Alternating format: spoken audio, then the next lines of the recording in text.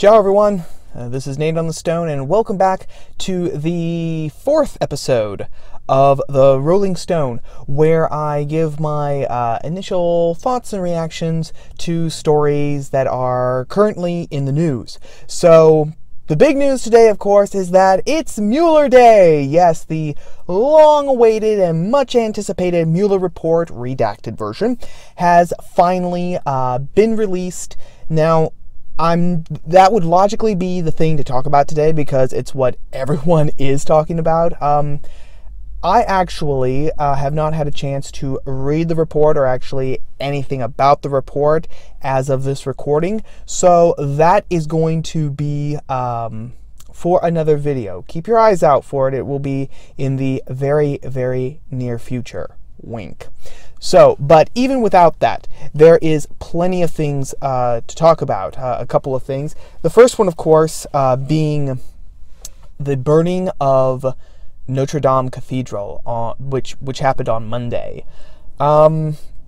I saw the stories beginning to come in Monday afternoon, and I just felt sick to my stomach. To be honest with everyone. My background is in history, and so just to see that 850-year-old cathedral be so destroyed by the fire, it was hard. It actually made me almost physically ill. I read how some of the people there, they described the cathedral as the heart of Paris. And since Paris is the heart and the center of France, you could really say that the heart of France was being destroyed, in a sense. So that was a great tragedy. Now, most people were able to put aside political differences. They were able to come together across countries, across religions, and say, this is terrible, what can we do to help? And that was great. That's actually, I think, the silver lining from that event, that we still have the capacity to do that as human beings. It's always nice to be reminded of that fact. But of course, human beings being human beings, there are always those few bad apples that have to come and sour the whole thing. And Paul Bois, over at the Daily Wire, Ben Shapiro's site, wrote a piece about how people on the far left, the ideologues, they were just cheering the burning of Notre Dame Cathedral.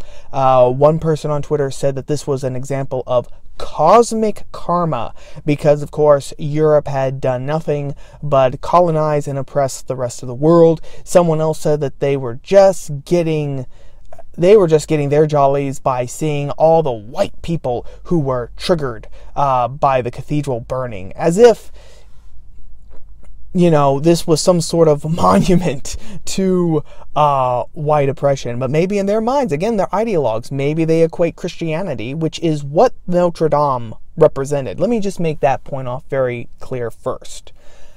Notre Dame de Paris, its full title, is a church. It's a Christian church, specifically it's a Catholic church. Therefore, it is an emblem and it is an embodiment of that religious tradition and of the Christian faith in general. That's the reason why it actually was remembered. Because it actually stood for something. It stood for something that was solid and real. Disagree or agree with Christianity or Catholicism in particular, but you have to at least, I think, give it that it is real, it's solid, it stands for something. Which leads me to my next point. Because President Macron of France, he declared in a now deleted tweet that Notre Dame is going to be rebuilt, which is good news, right? But then he said that it's going to be rebuilt as a reflection of modern, diverse France. Or it's going to be rebuilt as a mirror of the modern and diverse country that France is. When I read that, that story, and that it had been sent out in a tweet that had since been deleted, the hairs on the back of my neck went up. My spider sense started tingling.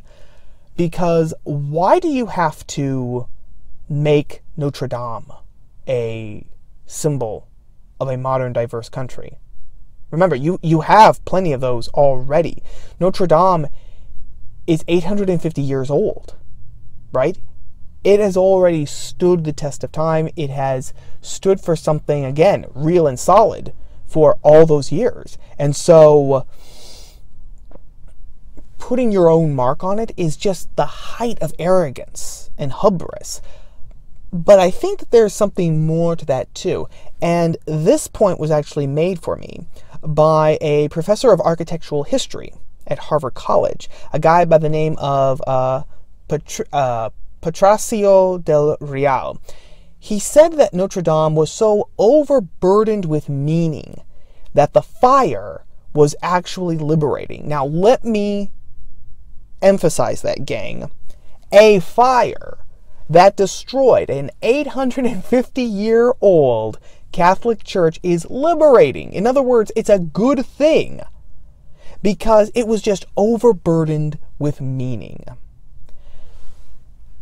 I have a theory about this.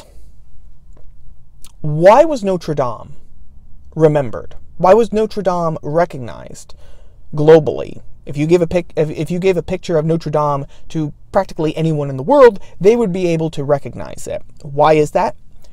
Because it's beautiful. It's objectively beautiful, was objectively beautiful. I think everyone would be able to agree to that statement. Whether you're talking about the statues, the stained glass, the Gothic architecture, how everything flows together, it's beautiful. That's why everyone wanted to go and see it. It wasn't just because, oh look, Napoleon stood here at one time, or this is the point where Louis XVI's head bounced 3 times after it was guillotined. It wasn't anything like that. It wasn't a historical curiosity that, it's just something that you pass by and you're just expected to do in Paris. No, people wanted to see Notre Dame. People wanted to have an experience, a scene, of being inside of it. Now, that means that there is something true about Notre Dame, because I subscribe to the philosophy that says that beauty, goodness, and truth are all interconnected, right? Truth is just there. You can't get any more basic than that. Everything that is good because it's true, and everything that is beautiful because it is both good and true. So the fact that Notre Dame was objectively recognized as being beautiful means that there is something inherently good and therefore true about it. Now, we could argue all day, or not even argue, but we could have diverse opinions as to what was true about Notre Dame. Was it the Catholic religion in particular?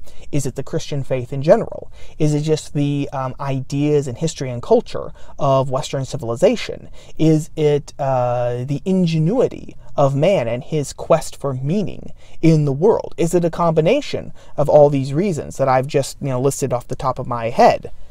Doesn't matter. Something about it is true. That's a problem for ideologues. That is a big problem for ideologues, because objective truth gets in the way of their agenda and their ideology. Remember, ideologues want to change the world into their image. And they want to do that because they think that by doing that, by conforming the entire world and human nature and everything else according to their ideology, they are going to save the world. That is how we are finally going to make everything perfect. That's how we're going to get rid of, racism and, white supremacy and poverty and, climate change and, oppression everywhere. All these things are going to be wiped off the map. They're going to be eradicated and erased because we are going to implement this ideology perfectly. Now, if there's something true, objectively true, that is in opposition to your ideology, that's a problem, because we all want to be in the truth, in a sense, right? because we will, we justify our behavior according to that. I might have made a mistake. I might have done something wrong, but I was mistaken. Someone else told me to do that. I genuinely thought that that was the right thing to do at the time, meaning I genuinely thought that it was the true thing to do at the time. Very, very few of us, if we're actually normal functioning human beings, very few of us,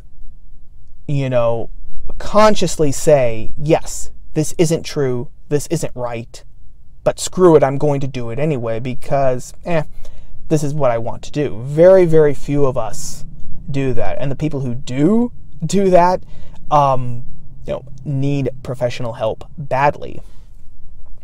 So if you have something that's true that contradicts or is in opposition to your ideology, what are you going to do?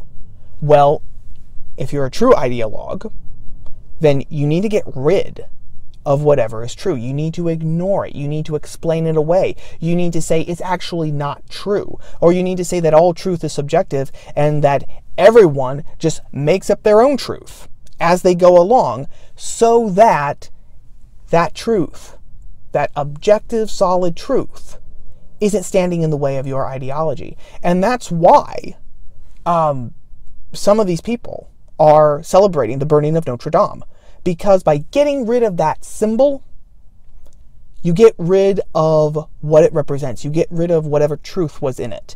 And that means that you can steamroll the ideology out much better. Much better. And this is a huge tragedy because, postmodern diversity, it doesn't really stand for everything. Postmodern diversity says we are going to be, everything to everyone. And in doing that, it turns out to be nothing. Because if you're everything and you're not anything solid, if you're not anything really at your core, you're nothing. And unless something happens, that's what's going to happen to Notre Dame.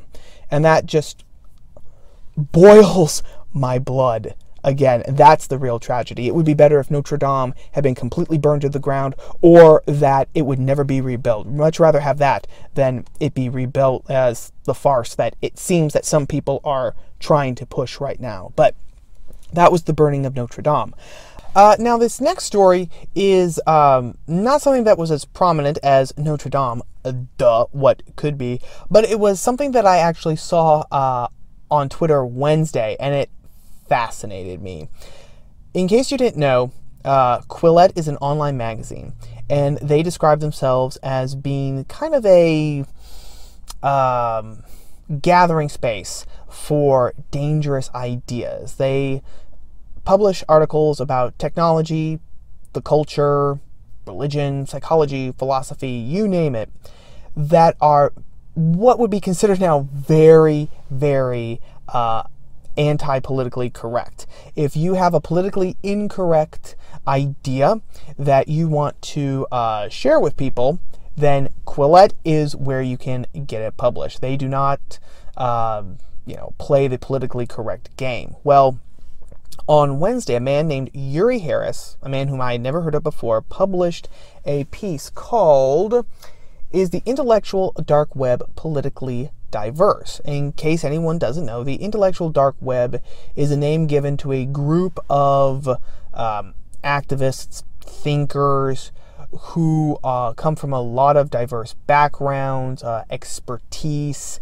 and supposedly very different ideas. It includes people like Sam Harris, Jordan Peterson, Eric Weinstein, Ben Shapiro, Dave Rubin, and the thing that is supposed to tie them all together is their desire for an intellectual, good faith, logical argument about the changes that we see politically, socially, and culturally all around us, the changes that we're living through. Well, Uri Harris actually questioned this idea using Dave Rubin, the host of the Rubin Report on YouTube, kind of as his prime example. He said that the intellectual dark web actually seems more and more to becoming a place where people can get together to attack the ideas of what he termed the new left, okay? The radical transformation of the left that we are seeing from, I guess, leftism or the liberalism of the 1960s and 70s is quickly becoming this group of quasi-religious ideologues who are obsessed with intersectional identity, politics, identity, socialism, a rebirth of socialism, things like that. Now, this article, it kicked up such a dust storm because people immediately started taking sides. You were either pro-Quillette, pro-Claire Lehman, pro-Uri Harris, or you were pro-Dave Rubin, and therefore thought that the whole piece was garbage. Yesterday, on Thursday, on Twitter, Lauren Chen, the roaming millennial, she kind of did a short Twitter thread about her problems with the piece, saying that, Uri Harris tried to make the issue left versus right, when really it's authoritarianism versus libertarianism, because just because you criticize the social justice warriors, that doesn't mean you're part of the right. Just like if you criticize white supremacy, that doesn't mean that you're part of the left. So it was. She said that it was more of an attempt to smear Dave Rubin, and a lot of people seemed to agree with that assertment.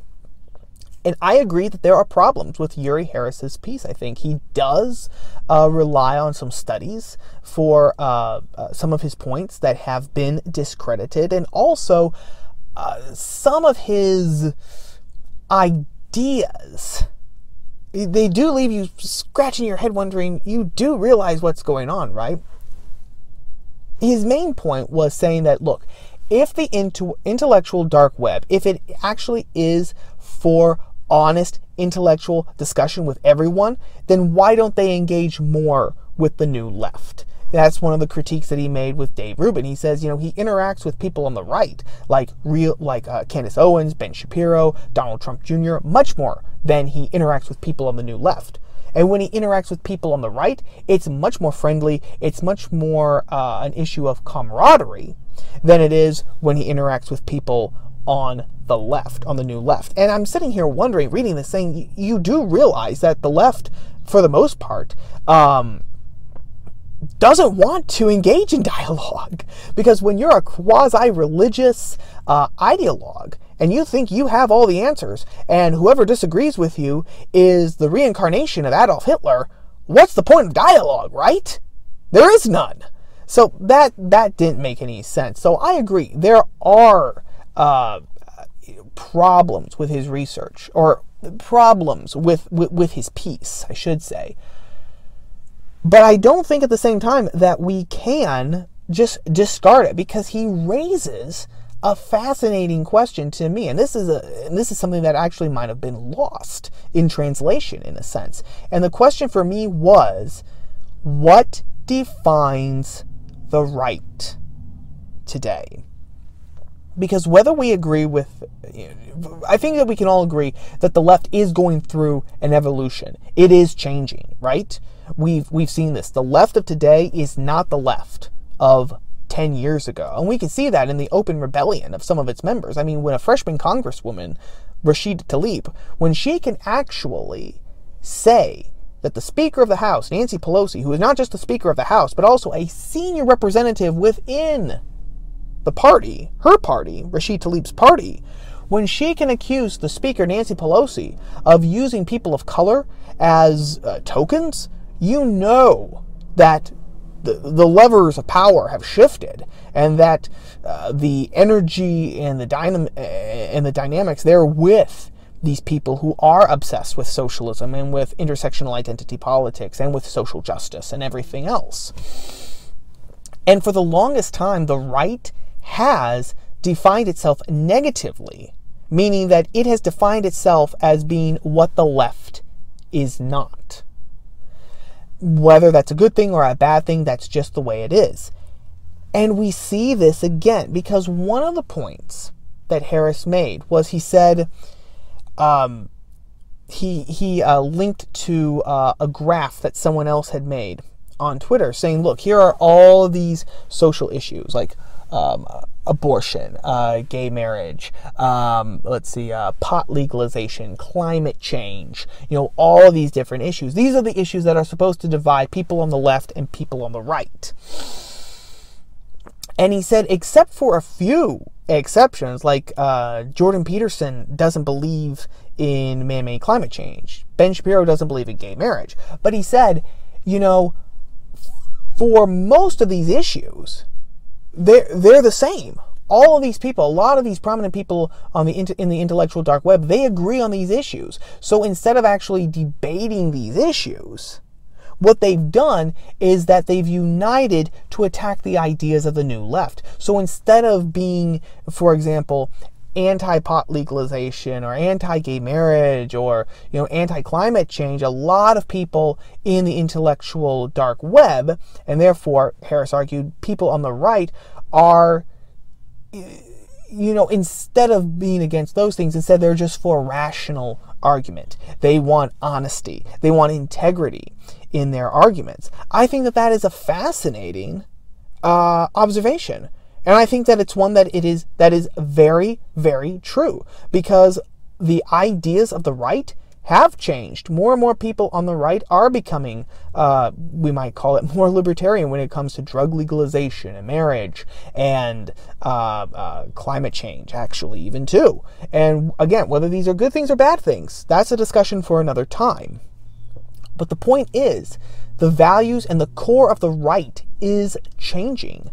And I think that was the issue that Harris was trying to make. That, look, the core of the right for the longest time have been defined by these things.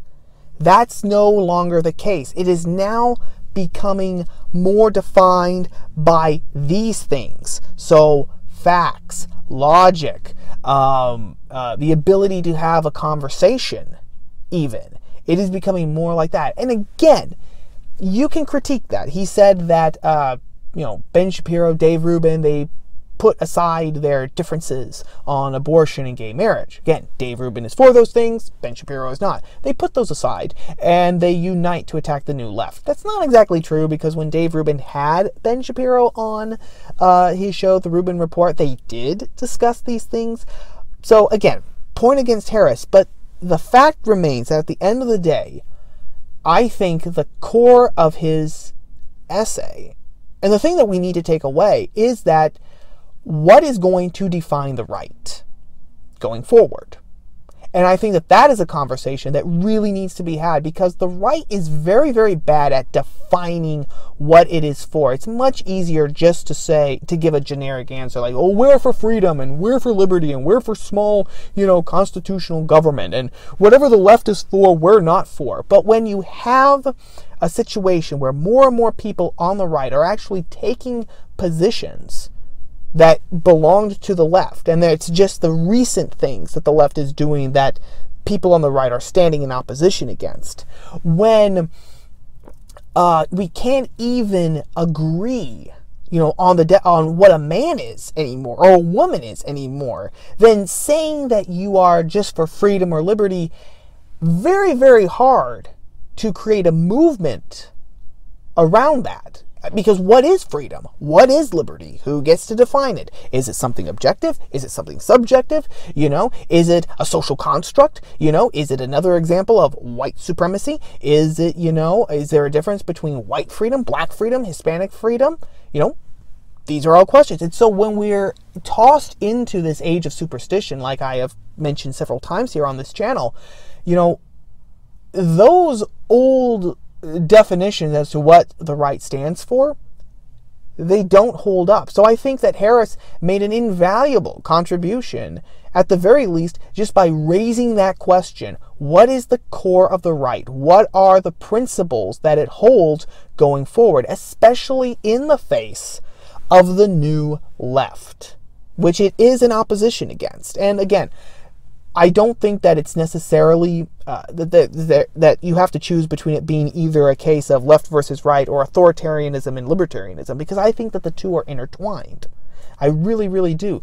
Most of the authoritarianism that we see today is coming from the new left. And again, the right is becoming more and more libertarian. Whether that's a good thing or a bad thing, again, that's a topic for another time. Harris, however, I think made a great contribution in actually raising the question, what does the right stand for? Or at least getting people to ask themselves, in the 21st century, what does the right stand for? What are its core principles and beliefs?